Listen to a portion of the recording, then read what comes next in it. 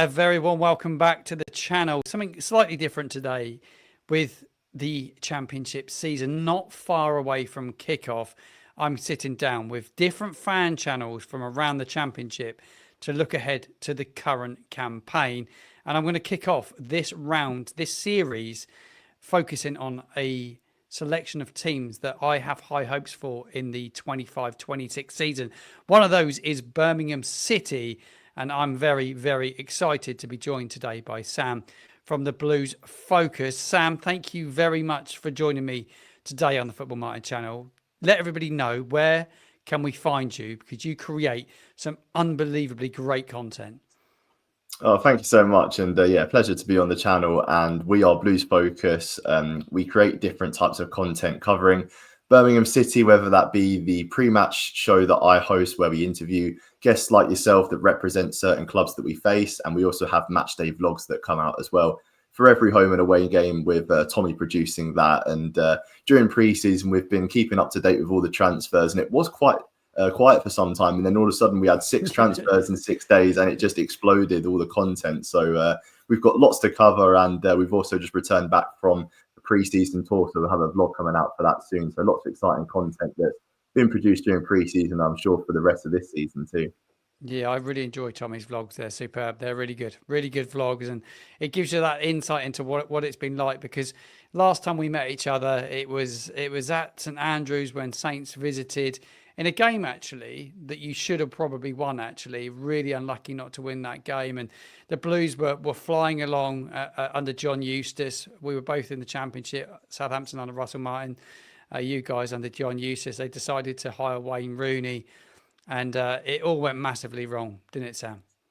Yeah, and going back to that game that we played against you guys at St Andrews where we lost 4-3, it was one of those ones that I think back to when I think that's one of the results that did get us relegated, because as you said, we should have won that game. We were playing some really good football, and I think it was Mark Venus in charge back then. So he was like a caretaker manager, one of the very many managers that we had during that season. And I remember Dion Sanderson got sent off towards the end of the game, and I think Aribo might have scored in the 96th minute to get the win for you guys. And it's a strange like statistics that have come out of that season where I think you guys, I think you conceded 3 less goals than us, yet you guys went up and we went down. So it was just a very strange season all in all. And I remember those 2 games that we played against Southampton, and the first one at St Mary's was at the start of the Wayne Rooney era, and you could just kind of tell that the signs really weren't good. We were just so open, and you guys cut through us that day. And then 7 goals conceded over 2 games against you. So our defence suffered quite a lot against Southampton a couple of years ago. Yeah, I've always had a high regard for the Blues fans because they're proper decent football fans. And when I visited actually St Andrews that season, it's the first time I've ever been there, I thought the atmosphere that day was really, really good. It was bouncing. I've never been there. It's weird, isn't it? You see a football stadium on TV so many times, multiple times, and then you're there in the stadium, and the atmosphere actually quite touched me because I'm surprised at like how intense it was. And it's a stadium I know they're looking to develop. They're looking to move on and go somewhere bigger and redevelop everything. Everything they've got. Talk to us about St Andrews and what a place that is to go and watch football, by the way, Sam. It's quality, isn't it? It's a stadium, what I'd say, has been unloved for a long time because of the mismanagement from previous owners, where they just completely neglected the stadium, and we'd had closure of it. I don't know if you guys would have seen with Southampton being in the Premier League for the time that you were, but where we've been down in the Championship for 13 seasons in a row, there was issues with the stadium that just went unsolved, which meant that when we came back from COVID, there was issues with the COP because there was asbestos in there or something, which means that they had to just completely destroy the stand almost and just build it up again so it didn't have any problems. And that means we had reduced capacities on attendances. And for such a long time, Blues fans were saying, once we get the stadium back to full capacity, then we'll be able to get that full atmosphere of St Andrews again. And then it just so happened that, when we got the new ownership in, these guys made it a main priority to get that stand up and running again. And that's what they did. And although that first season where we got relegated from the Championship, it wasn't the football throughout the whole season we expected. We actually won 10 games at home in the Championship. Yeah. And we made it into a fortress again because, teams would go there. And I feel like although the quality on the pitch wasn't good, the atmosphere made the players just give it extra, 10-15%, which got us over the line in a few games. And St Andrews is really special, and I think we saw that as a showcase for last season when we played Newcastle in the FA Cup, when we lost 2-3 to them, but we gave them a really good game. And considering they're 2 divisions above us and won the Carabao Cup, we really did push them to the distance. And I think that's a real good showcase for St Andrews and what we're all about. And the football that day was really entertaining to watch, and it felt like the old times again. You talk about last season. What a season it was, Sam. Give us an insight into fans that didn't follow the Blues last year. Record-breaking season, wasn't it? It just an incredible campaign. Like I thought you'd win it when you went down. I thought you're without doubt the favourites, but to do it in the style you did it in, you bring Jay Stansfield in, and he was magnificent, wasn't he? He was just brilliant. Last season just completely went above and beyond all of our expectations, because yes, there were Blues fans that were confident before a ball was kicked because of the money that we'd spent in the transfer window. But it was football from Birmingham that we just haven't seen ever, really, where it was just so dominant from back to front, and we were keeping the ball because we've so often been a team where we haven't kept the ball. It's just been like 4-4-2 and hit it long to the big man. And obviously, Lukas Jukovic wasn't required as much as he had been in previous seasons. So he had like a bit part role to play in almost like the legend status, where he just come on with like 10-15 minutes to go. And we had so many different players in the team that could contribute to the success. And Jay Stansford, as you said, was one of them. And the fact that we managed to pull off the deal, what we did, just unbelievable. And he was a standout player for us last season. Christoph Clara at the back, someone that actually came through the Southampton system.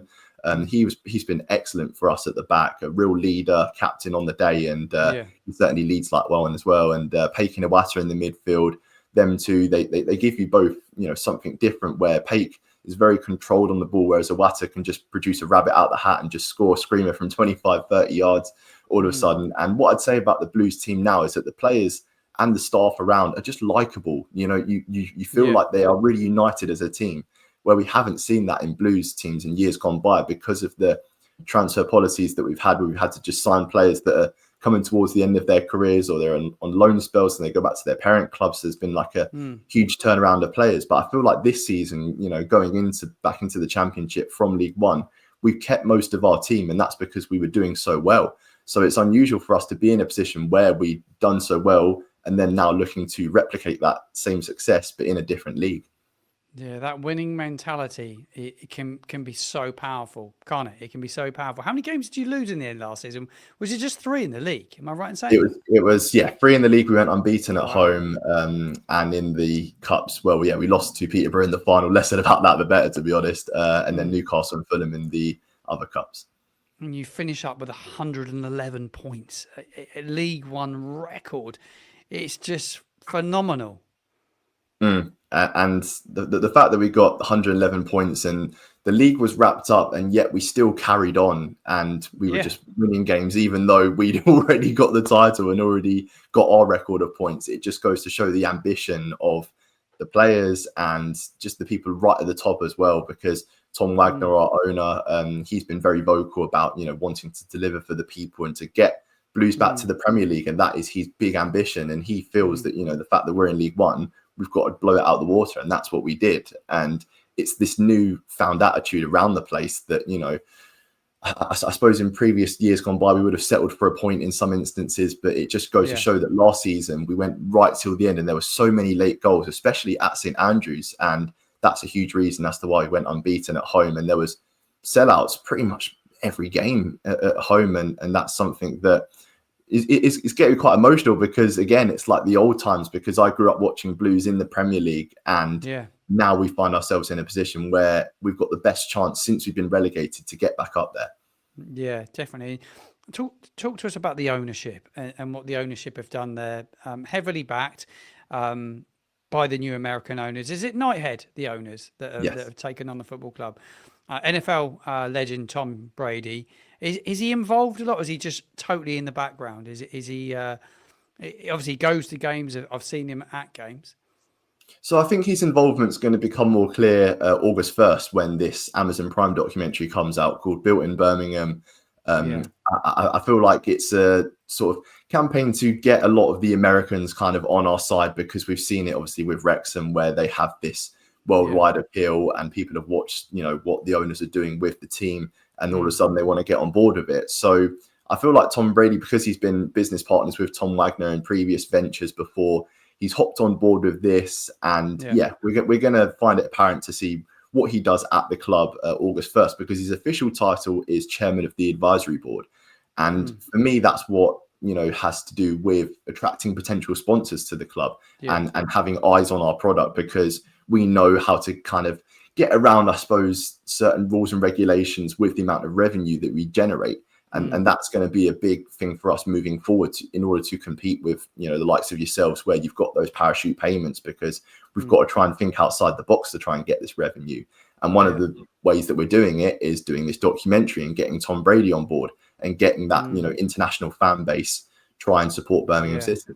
Yeah, it's massive, isn't it? And I spoke a while ago about St Andrews, but there's going to be a redevelopment of. Is it going to be at where St Andrews is, or is it on a separate site? They're going to move. Yeah. So it's a separate site. It's going to be on the old wheel site, and they've also bought a bit of land around it. So the total area is 62 acres, which is just crazy to think of. Bigger than that campus that Manchester City have got. And I think with the project, it's 2031 that they're saying that they're going to have the new stadium up and running. That may move back a couple of years just because of how ambitious this plan is. But they've already made some giant steps in order to fulfill this plan, because they've agreed with the government and the local council and the mayor of Birmingham about these new plans, and getting the ball moving, and also getting funding from the government, because it's going to deliver for the people of Birmingham, not just for the club.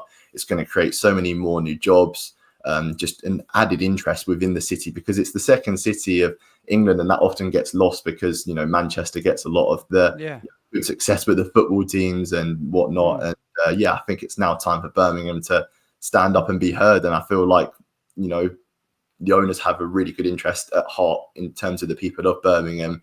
The fact that they've been here now for just over 2 years, they've got an understanding of what the fan base is like, and there's just this renewed sense of energy that we can do something really special here.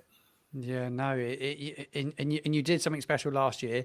The big question is, you come into this championship campaign, and a lot of pundits, a lot of fan channels, a lot of creators are talking about Birmingham, and even myself, I feel with the transfer business you're doing, and that ambition, momentum, that winning mentality is a big thing. You look at what Ipswich did a couple of years ago. He went from League One, got into the Championship, just kept that mentality going, that winning feeling, and they all of a sudden they find themselves in the Premier League. Southampton did it back under Nigel Atkins many years ago.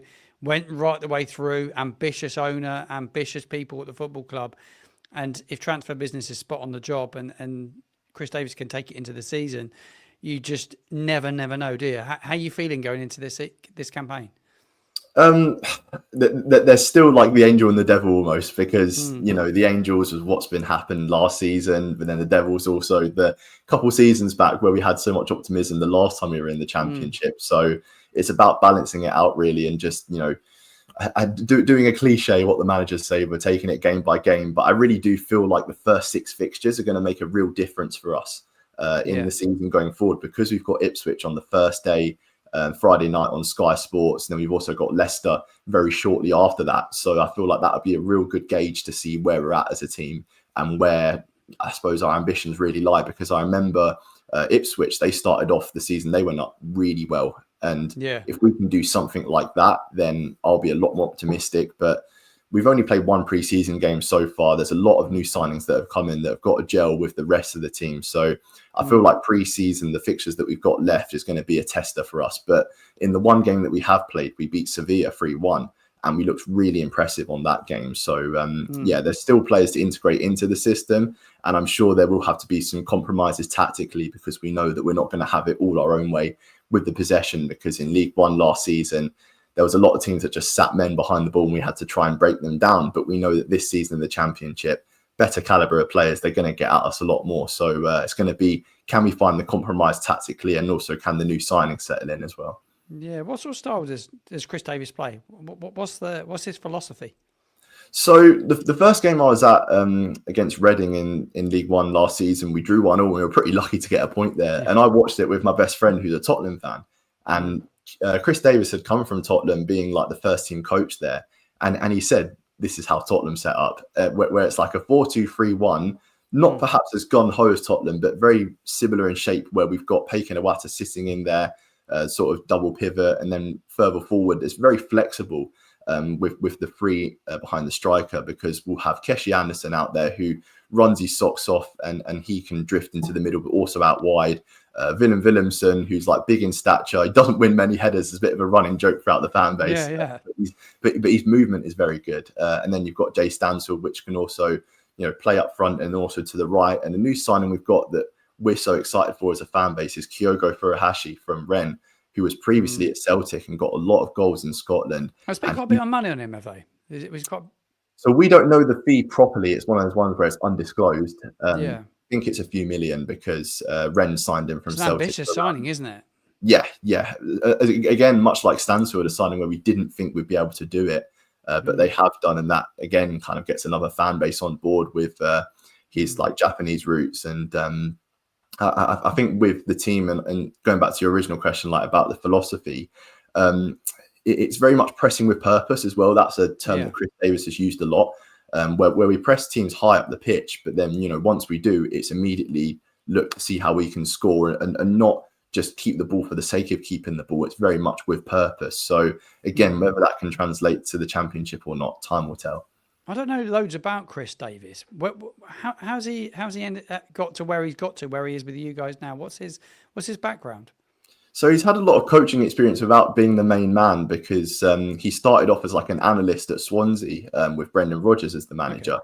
And then quickly he impressed Brendan Rodgers, so he stepped up to be like an assistant manager, and Rodgers took Davis with him to Liverpool. And he done quite well there, and he stuck with him to Leicester City as well and Celtic. So followed Brendan Rodgers around quite a lot, and then he went to Tottenham with Ange Postecoglou, because it seems like their philosophies matched quite a bit, and he had a lot of experience there as like a first team coach. So in terms of the people that he shadowed and what he's learned from some top managers in the game, it was a bit of a risk still, like taking him on board, because we'd interviewed loads of managers for the vacant role, and we'd had so many before then in such a succession of time.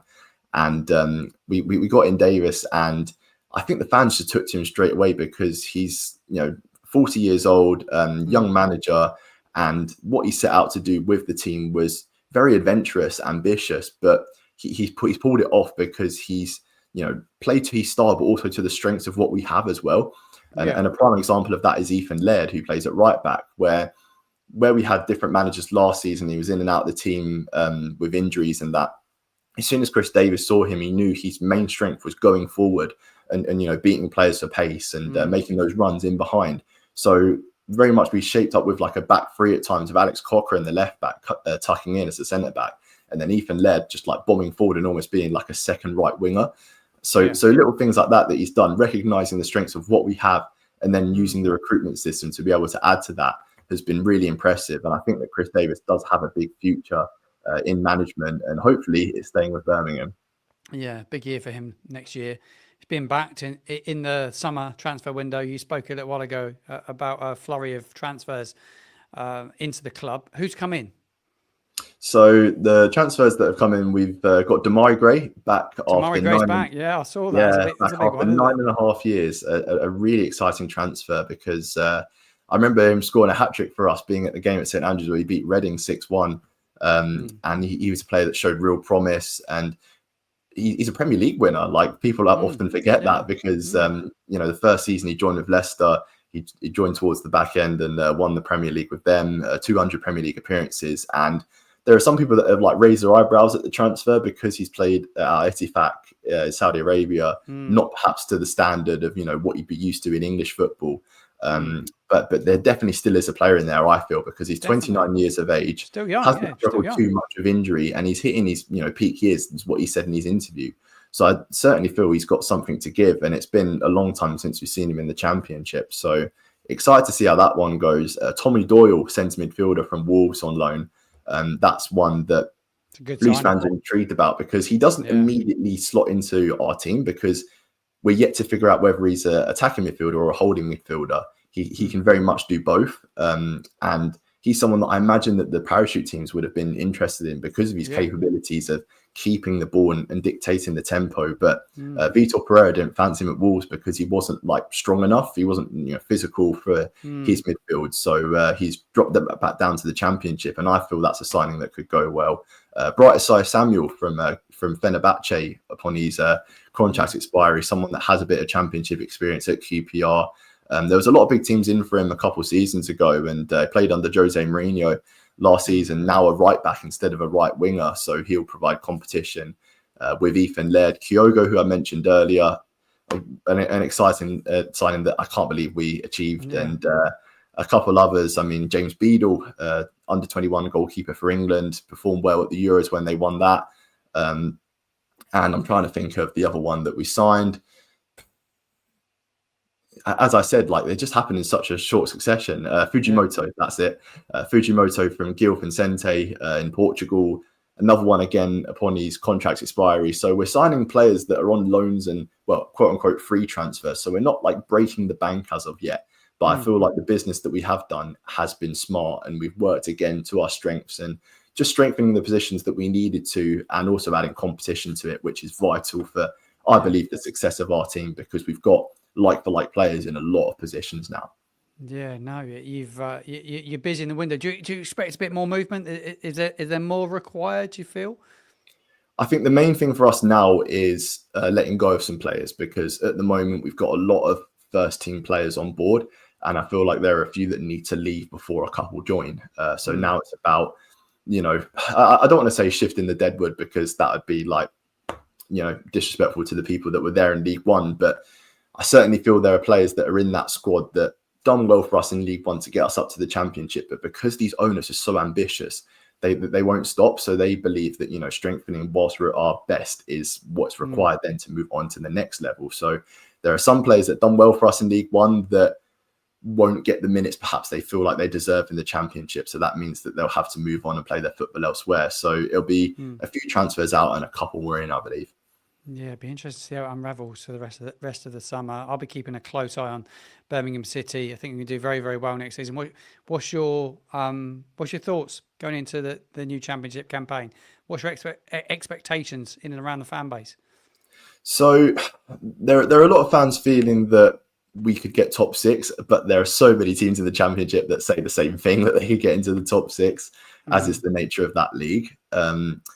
I'd be happy with top 10, but maybe that's me thinking of like a fan that, our highest finish in the last 8-9 seasons in the Championship is 10th. So if we can reach that and achieve that, then that would be fine with me. But yeah, it's really going to depend on how we start the season and how we compete with those teams that are among the bookies' favourites, because we are at the moment, and I feel like that's because of all the noise around the club. But it's just going to be, that Friday night game against Ipswich that is going to tell so much about where we're at. Yeah, it's a big opening fixture, isn't it? It's a big opening fixture. You play, I see, Nottingham Forest in a friendly before that as well. Premier League outfit, Nottingham Forest at St Andrews as well. And then, like you say, there's Blackburn away, Oxford at home, Leicester City away. You don't play the Saints, my boys, till it's a little bit later in the season, isn't it? Not to around December time. I think you're down here in December. And then we come back to you. We come back to you on the 29th. We're just looking at when we play at St Andrews. We play on December the 29th. So, looking forward to those. Really close together, our two games. So I look forward to joining you for a pre-match preview before both of those games as well. We'll certainly have you on the channel, because I'm excited again to speak to those guys that I spoke to a couple of seasons ago, and just hopefully be in a bit more of a cheerful mood compared to. You will be. It's gonna be brilliant. Really, really, really looking forward to seeing how you do. I really appreciate your insight into Birmingham and the season ahead. Before we wrap things up, you've got a brilliant fan channel. Everyone needs to go check you out. You're on social media platforms. Give yourself a shout out before we wrap things up.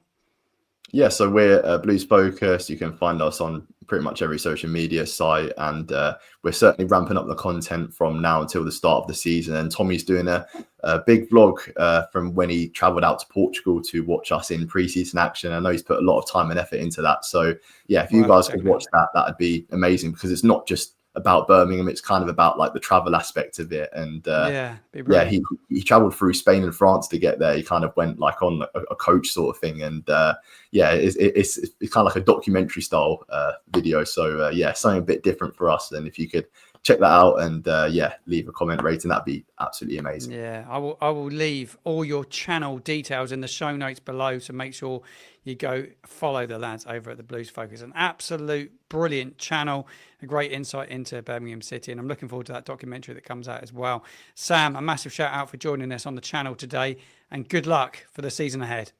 Thank you.